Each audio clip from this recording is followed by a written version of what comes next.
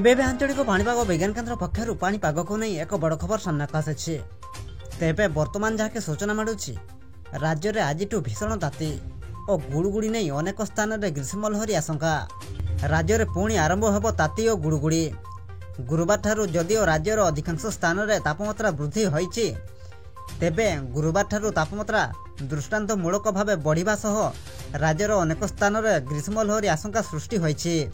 तेबे एहाकु नहीं पाणीपाग विभाग तरफ कौन रही रिपोर्ट से नहीं भिडियो संपूर्ण अपडेट जानिबा, किंतु ता पूर्व भिडियो को गोटे लाइक करंतु एवं भिडियोटी को आपण मानक सांगसाथी मानकु अधिकरु अधिक मात्रा शेयर करंतु।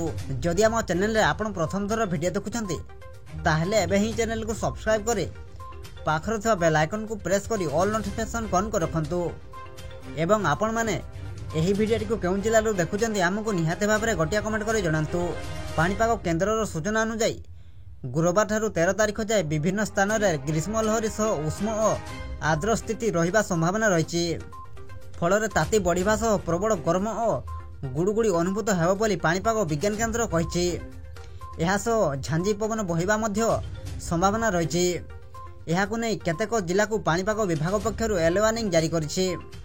सेहिपरि 13 तारिख जाए वर्षा पाई कोनोसी सतर्कता जारी होई नथिबा बेले एही समय रे किछि स्थान रे हालुकारु मध्यम धरणर वर्षा हेब बोली पूर्वानुमान कर जायछि।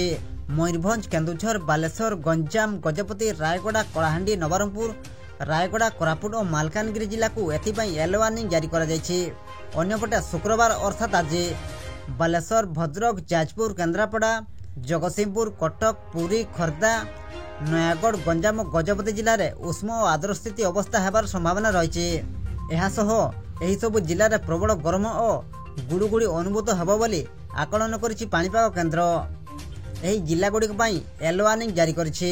सेहिपरि 12 और 13 तारिख बेळकु ग्रीष्म प्रवाह आहुरी बढ़िबार आकलन करा जायथिबारु एही 2 दिन पई 7 जिला को येलो वार्निंग जारी होइछि। एही जिला गुड़िक मध्यरे झारसुगुड़ा, सुंदरगढ़, बरगढ़, सोनपुर, संबलपुर, बौद्ध और बलांगीर आदि जिला रहिछि।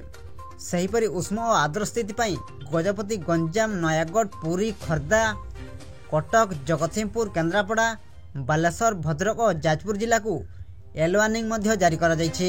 पाणीपाग विभागर सूचना अनुसार आगामी 2 दिन मध्य सर्वाधिक तापमात्रा रे विशेष परिवर्तन संभावना नहीं।